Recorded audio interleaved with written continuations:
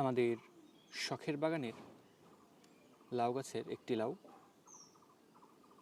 আমাদের শখের বাগানে আমরা যে লাউ গাছটি লাগিয়েছি সেই লাউ গাছটি অনেকটা ছড়িয়েছে। আমাদের শখের বাগান হতে যে মাচাটি রয়েছে এই মাচায় ছড়িয়ে আমাদের ছাদ পর্যন্ত চলে এসেছে।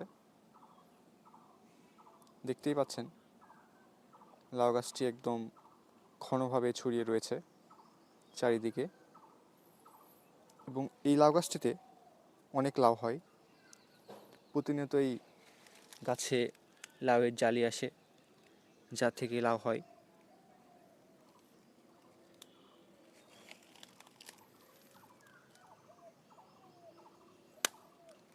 এখনও গাছে বর্তমানে বেশ কয়েকটি লাউ ধরে রয়েছে।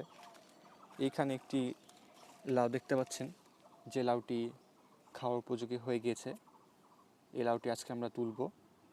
এছাড়াও আরও কয়েকটি লাউ রয়েছে যেগুলো খুব শীঘ্রই খাওয়ার উপযোগী হয়ে যাবে।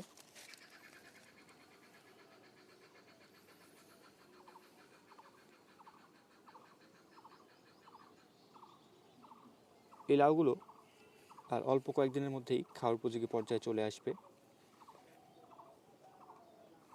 আর 2-3 দিনের মধ্যেই এই লাউগুলো আমরা তুলে নিতে পারবো। এবং এই লাউটি এখন বর্তমানে খাওয়ার উপযোগী, তাই এটি তুলে নিতে হবে।